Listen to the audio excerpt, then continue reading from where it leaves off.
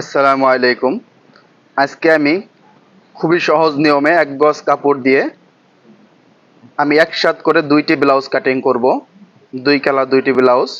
তো আপনারা যারা নতুন তারা অবশ্যই এই পুরো ভিডিওটি দেখবেন। দেখলে খুবই সহজ নিয়মে শিখতে পারবেন। তাই আমি প্রথমে একসাথে দুইটা ব্লাউজ কাটিং করব। আমি এক গজ করে দুইটা ব্লাউজের জন্য দুই গজ কাপড় নিয়েছি। প্রথমে আমি দুইটি ব্লাউজের পিস আমি একত্র করে ভাঁজ করে নিব। প্রথমে সমান করে টেবিলের উপরে রাখতে হবে। রাখার পরে আমি এভাবে ভাঁজ করব। এভাবে দুই ভাঁজে ভাঁজ করব। ভাঁজ করে আমি নিচে সোজা করে একটা দাগ দিয়ে নিব। এই ব্লাউজের বডি হচ্ছে 42 ইঞ্চি। তো আমি সেলাইয়ের জন্য নিতেছি 6 ইঞ্চি, নিচে সেলাইয়ের জন্য নিতেছি, এটা হলো আমাদের সেলাইয়ের হাত সেলাই হবে। এবং ব্লাউজের লম্বা হচ্ছে 14.5 এবং সেলাইয়ের জন্য আধা ইঞ্চি। আমি আর্মহোলের জন্য নিচে নামাইয়েছি 6 ইঞ্চি, নিচে একটা দাগ দিয়ে নিয়েছি। এটা হলো আর্মহোলের দাগ। এখন আমি গলার জন্য নিতেছি 2.5 ইঞ্চি পাশ। উপরেও যা নিব এবং নিচেও আমি 2.5 ইঞ্চি নিব। নিয়ে আমি দাগটাকে টেনে সোজা করে দিব। দেওয়ার পরে এখন আমি পুরের জন্য নিব 4.5 ইঞ্চি, 4-এর থেকে 2 সুতা কম। নিচেও আমি একই নিব। নেওয়ার পরে সোজা করে দাগ দিয়ে নিব। ব্লাউজের বডি হচ্ছে 41.5 ইঞ্চি। তো আমি 4 ভাগের 1 ভাগ নিব, 10.25। 2 সুতা দিয়ে আমি দাগ দিতেছি। এবং ব্লাউজের কোমর হচ্ছে 35.5 ইঞ্চি। 4 ভাগের 1 ভাগ আমরা প্রথমে নিব। নেওয়ার পরে আমি আরো 1 ইঞ্চি টিকিনের জন্য নিব, শেপের জন্য। তারপর আমি বডির সাথে এভাবে দাগটা মিলিয়ে দিতেছি। দেওয়ার পরে আমি আর্মহোলের শেপটা এভাবে উপর থেকে মিলিয়ে দিব।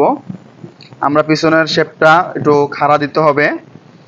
এখন আমি টিকিনের জন্য 4 ইঞ্চি বাদ দিয়ে সামনে থেকে বন্ধ অংশ থেকে এভাবে আমি সোজা করে দাগ দিব। দাগ দিয়ে আমি এখানে একটা মার্ক করে নিলাম, এটা আমাদের পিছনের টিকেন।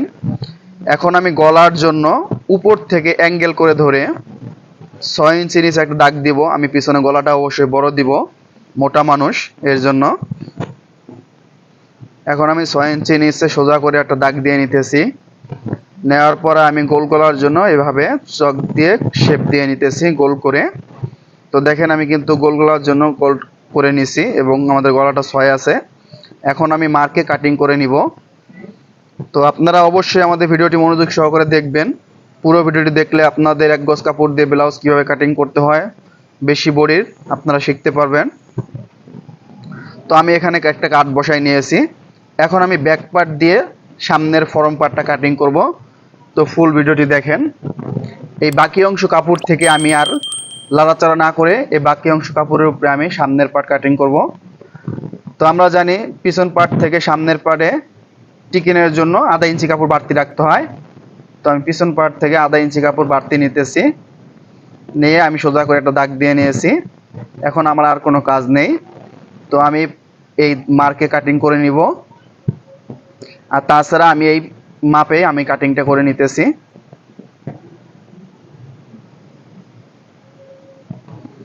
তো এখন আমি নিচে এই পিছন পায়ের টিকিনের বরাবর আমি একটা চাকাইন দিয়ে নিব। এটা সোজা না করলে কিন্তু আমাদের সামনের শেপটা মিলবে না, এর জন্য আমি সোজা করে দাগটা নিয়ে দিতেছি। এখন আমার কাজ হলো আমি উপর থেকে টিকিনের জন্য 9 ইঞ্চি নিচে একটা দাগ দিব। দাগটা আমি সোজা করে টেনে নিতেছি। এখন আমরা এই যে নিচে যে টিকিনটা আছে, টিকিনটা থেকে এভাবে মাছ সেন্টার করব। মাছ সেন্টার পথে এভাবে আমরা নিচের দিকে কোমরের দিকে এইভাবে শেপ কাটটা ধরে এভাবে টান দিব এবং আমাদের মরার সাথে আমরা এই দাগটা টেনে নিয়ে মিলাতে হবে অ্যাঙ্গেল করে। তো এখন আমি এখানে আমরা জানি সামনের পাড়ে তালপাট কাটতে হয়। তো আমি তালপাটের জন্য আধা ইঞ্চি পরিমাণ কাপড় কেটে নিব।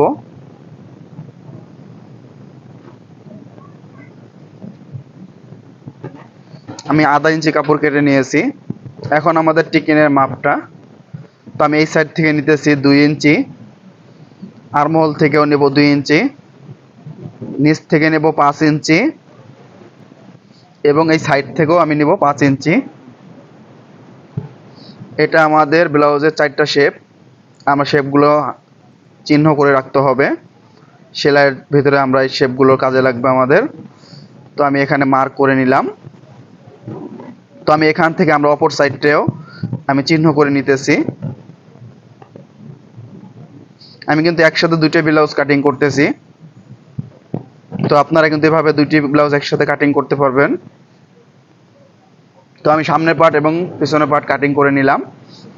এখন আমি বাকি অংশ কাপড় থেকে আমি হাতা কাটিং করব।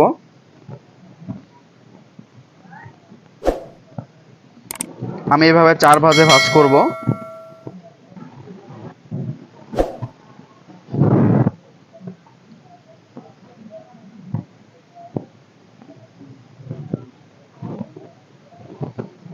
আমি পুরো কাপড়টা দিয়ে নিতেছি। এখন আমি হাতের সেলাইয়ের জন্য আমি কিছু অংশ কাপড় সেলাইয়ের জন্য রাখতেছি।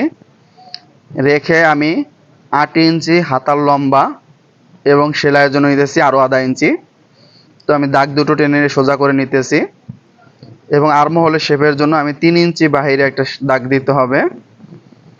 দিয়ে আমাদের মরা হচ্ছে 8.25 ইঞ্চি, 8-এর থেকে 2 সুতা বেশি এবং হাতের মোহরি হচ্ছে 11.5।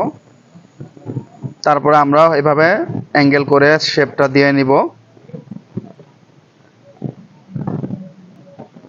এখন আমি হাতা কাটিং করে নিতেছি। অবশ্যই আমাদের ভিডিওটি ভালো লাগলে আমাদের চ্যানেলটি সাবস্ক্রাইব করবেন, লাইক কমেন্ট করবেন। অবশ্যই আপনাদের মতামত আমাদের কমেন্টে ইনবক্সে লিখবেন। আমি সুন্দর করে বুঝিয়ে দেওয়ার জন্য চেষ্টা করেছি। তো আপনারা সম্পূর্ণ ভিডিওটি দেখেন। তো এখন আমি হাতার মধ্যেও তালপাট কাটিং করব। যেমন আমি বডির মধ্যে কেটেছি ঠিক সেম ভাবে আমি হাতার মধ্যে আধা ইঞ্চি কাপড় কেটে নেব।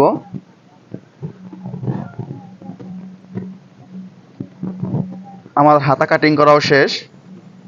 এখন আমি বাকি অংশ কাপড় থেকে গলার পট্টিটা কাটিং করে নিব। তো আমাদের কিন্তু 1 গজ কাপড় দিয়ে পুরো কাপড়টাই আমাদের ব্লাউজের মধ্যে লাগছে। তো এখন আমি এই কিছু অংশ কাপড় থেকে আমি গলার পট্টি কাটিং করে নেব। তো আমরা পিছন পাড়ের পট্টিটা জয়েন পড়বে এবং সামনের পাড়ের জন্য আমরা অবশ্যই বাড়তি রাখতে হবে, যেহেতু আমাদের বুতম ঘরের জন্য বাড়তি প্লেট করতে হয়। এর জন্য আমরা অবশ্যই গলা পট্টিটা বড় রাখতে হবে। তো আমি বড় করে সামনের পট্টিটা কাটিং করেছি এবং বাকি অংশ কাপড় থেকে আমি পিছন পাড়ের জন্য একটা পট্টি কাটিং করে নিব। আশা করি আপনারা ফুল ভিডিওটি বুঝতে পারছেন। তো আমি এখানে পিছনে শুধু সেলাইয়ের এলাউন্স রেখে কাটিংটা করে নিতেছি।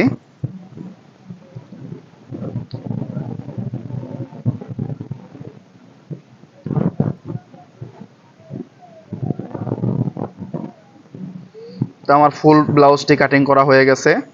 আপনাদের বুঝতে যদি কোনো সমস্যা অবশ্যই আমাদের জানাবেন।